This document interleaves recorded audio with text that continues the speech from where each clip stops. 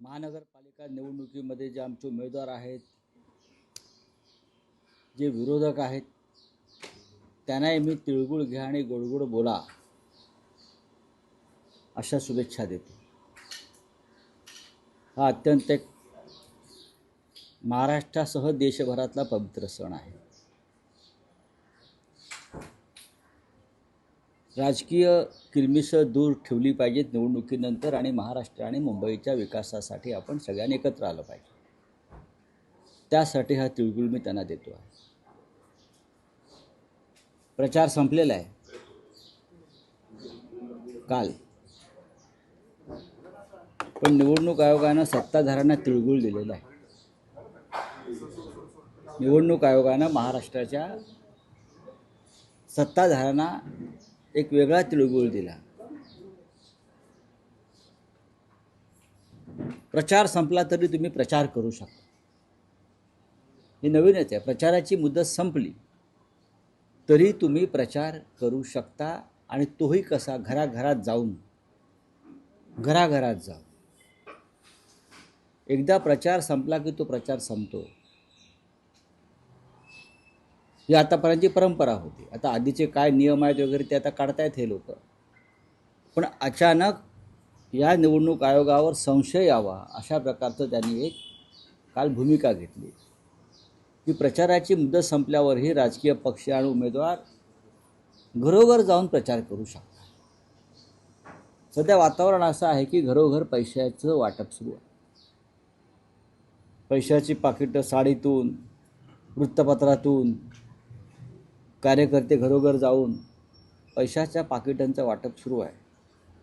त्यांना मुभा मिळावी घरोघर जाऊन पैसे वाटण्याची, म्हणून हा नियम, आधीचा नियम मोडून हा नवीन तिळगुळ निवडणूक आयोगाने दिला का अशी मतदारांच्या मनात शंका आहे.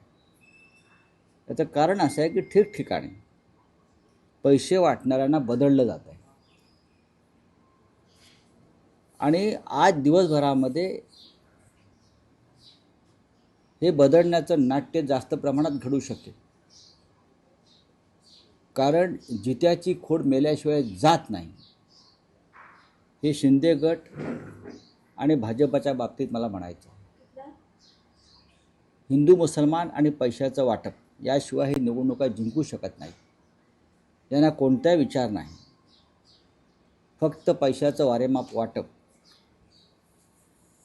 सत्तेचा वापर, गैरवापर, याशिवाय यांच्याकडे निवडणुका जिंकण्याचं कोणतीही मोठी ताकद दिसत नाही. म्हणून आमचं लक्ष आहे आणि सन्माननीय राज ठाकरे यांनी सांगितलेलं आहे कार्यकर्त्यांना, सन्माननीय उद्धव ठाकरे यांनी आवाहन केलं आहे, दिसेल तिकडे ठोका, तरच हा महाराष्ट्र मुंबई वाचेल आणि लोकशाही वाचेल. लोकशाहीच्या रक्षणासाठी जर अशा लोकांना ठोकलं तर लोकशाही नावाची जी संस्था आहे ती ठोकणाऱ्यांना आशीर्वाद दे. बोला. अजित पवारांमध्ये देखील भाजप आणि शिवसेनेमध्ये राडा पाहायला मिळाला. एकीकडे तिथे मोठ्या प्रमाणात लक्ष्मी दर्शन आहे ना, त्यासाठी आजचा दिवस निवडणूक आयोगानं दान दिलेलं आहे सत्ताधाऱ्यांना. पैसे कोणाकडे आहेत? पैसे शिंदे गटाकडे आहेत, भारतीय जनता पक्षाकडे आहेत, अजित पवारांकडे आहेत. हा पैसा येतो कुठून हे अजित पवारांनीच काल सांगितलं.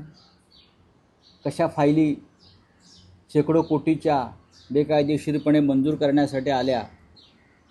मग हे सगळ्यांच्याच बाबतीत आहे, शिंदेच्या बाबतीत आहे, शिंद्यांच्या बाबतीत आहे, त्यांच्या मिंध्यांच्या बाबतीत आहे, अजित पवारांच्या बाबतीत आहे आणि देवेंद्र फडणवीस आणि त्यांच्या इतर सहकाऱ्यांच्या बाबतीतही आहे ना. त्याच्यामुळे निवडणूक आयोग किंवा या राज्यातलं अँटी करप्शन ब्युरो हे काय करत आहे? हे काही करणार नाही. जर अजित पवार सांगतात की माझ्याकडे एक फाईल आहे, एक फाईल आली, ती कसली आली? तुम्ही अर्धवट बोलू नका आणि कोड्यात बोलू नका. तुम्ही कोडी टाकू नका आम्हाला, रिडल्स इन फडणवीस गव्हर्नमेंट, बरं का? तुम्ही आम्हाला कोडी टाकू नका. तुमच्यात हिंमत आहे तर लोकांसमोर येऊन सांगा. गणेश नायकांना आमचं आव्हान आहे, कोडी टाकू नका. एकनाथ शिंदे तुरुंगात जातील असं म्हणताय ना, मग कोणत्या कारणासाठी जाते?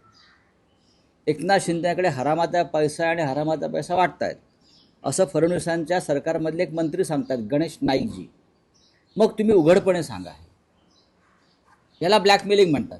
माझ्याकडे आहे, हा बघा बघा मी उघड करीन, तुम्ही माझं उघडं करू नका, मी तुमची नाडी सोडणार नाही. हे या राजकारणात जे चाललं आहे महाराष्ट्राच्या, ते चुकीचं आहे. सन्मान्य गणेश नाईक असतील, अजित पवार असतील, यांच्याकडे जर काही महाराष्ट्राच्या हिताची माहिती असेल, महाराष्ट्र कसा लुटला जातो याविषयी काही माहिती असेल, तर त्यांनी महाराष्ट्राचे नागरिक, त्यांनी शपथ घेतलेली आहे संविधानाची, त्यानुसार त्यांनी लोकांसमोर उघड केलं पाहिजे. मग अजित पवारांची चौकशी झाली पाहिजे का? चौकशी तपास यंत्रणा? सगळ्यांच्या चौकशा बघा, ह्या एकमेकांच्या फाईल्स गुप्तपणे काढतायत आणि एकमेकाला ब्लॅकमेल करतायत.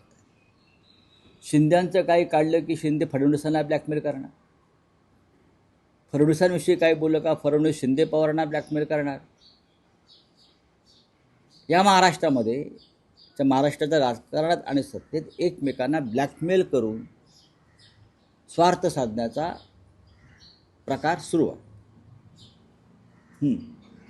सर, सामनामध्ये तुम्ही सामनामध्ये लेख आलेला आहे की वडापाव जिंदाबाद तोंडात तुम्ही ठेवलेला आहे, रोजगार द्यावा असे तिच्यामध्ये नाही, कसं आहे की देवेंद्र फडणवीस जे आहेत त्यांना महाराष्ट्राचा इतिहास, महाराष्ट्राचा लढा, महाराष्ट्राचा संघर्ष, मराठी माणसाचा त्याग, हिंदू हृदय सम्राट शिवसेना प्रमुख बाळासाहेब ठाकरे यांनी मराठी माणसासाठी केलेलं जीवनभराची तपस्या याच्याविषयी फडणवीसांना माहीत असण्याचं कारण नाही.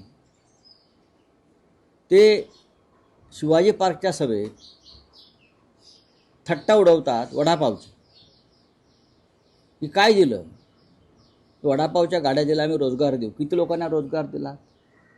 तुमचे 5-25 ठेकेदार भाजपचे कौशल्य विकास योजनेमध्ये जे लाभार्थी आहेत ते सगळे भाजपचे कार्यकर्ते आहेत ना.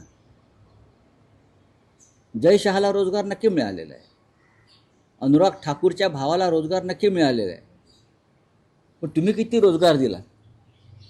शिवसेना प्रमुख बाळासाहेब ठाकरेंनी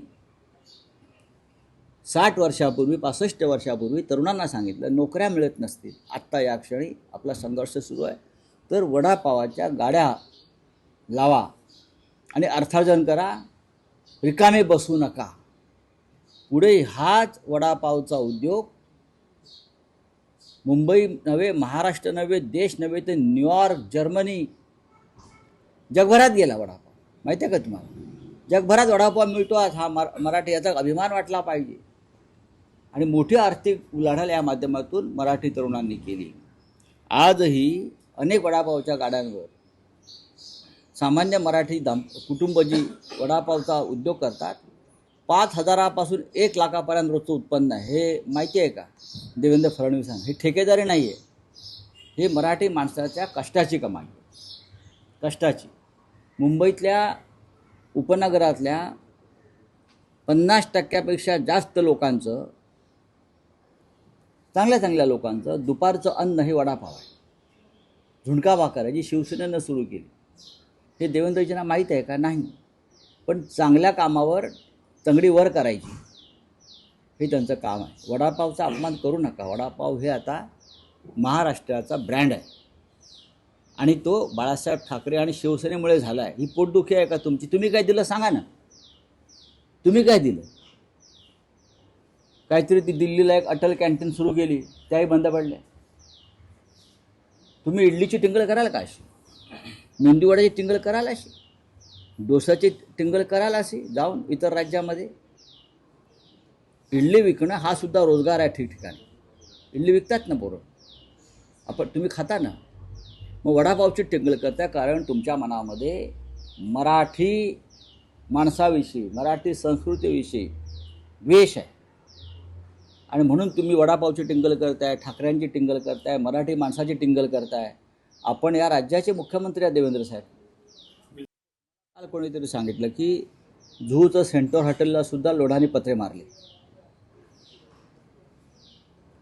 जुहूला सेंटर हॉटेलला समुद्रावर, तिथे टॉवर्स उभे करताय. एसीझेडची परवानगी आली समुद्रावर टॉवर्स उभे करायला? एसीझेडची किंवा केंद्रीय परवानग्या ज्या इतरांना सहज मिळत नाहीत, तिथे टॉवर्स उभे करण्याला लोढाला परवानगी मिळाली का? उद्या जिमखान्यावर पण टॉवर्स उभे करतील, एसीझेड आहे. जैन जिमखान्याच्या नावाखाली अडाणींच्या पाठोपाठ लोढा मुंबई गिळतायत. तुम्ही जाऊन बघा, मुंबईत फिरा. अडाणी आणि लोढामध्ये स्पर्धा सुरू आहे, कोण मुंबई आधी गिळ. हा, जैन जिमखान्यावरती पहिला हक्क जो आहे हा मुंबईतल्या मराठी लोकांचा आहे, जे आता जैन केलं आहे. आधी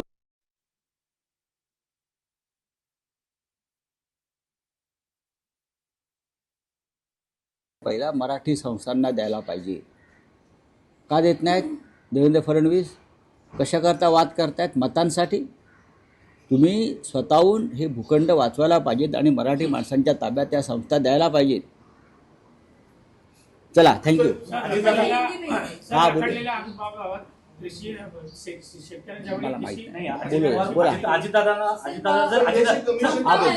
इलेक्शन कमीशन पर आरोप लगाया है कि पश्चिम बंगाल में से 54 लाख जो जेन्युइन वोटर्स है उनके नाम डिलीट किए गए हैं बिना उन्हें खुद को प्रूफ करने का चांस. देखिए, बिहार में लगभग 60 लाख के आसपास नाम कट कर गए, बिहार में.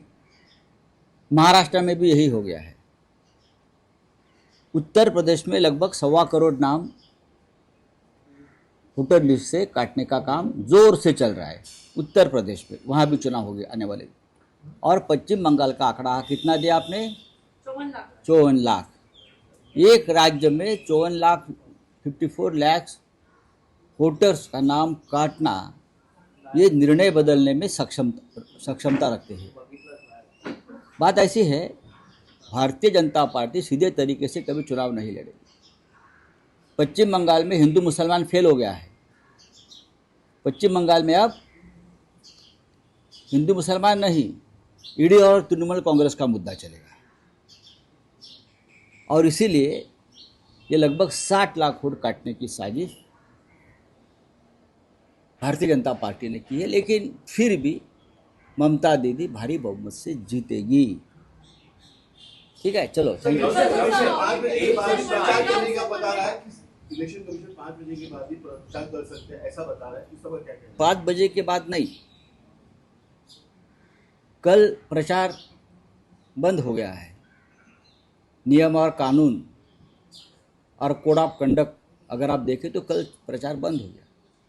लेकिन कल अचानक महाराष्ट्र का चुनाव आयोग ने कहा कि भाई आप लोग प्रचार बंद होने के बाद भी घर घर जाकर प्रचार कर सकते हैं, डोर टू डोर कैंपेन आप कर सकते हैं. ये कौन सा नियम है? लोकशाही मराठी ऐका, पहा, जागरूक रहा.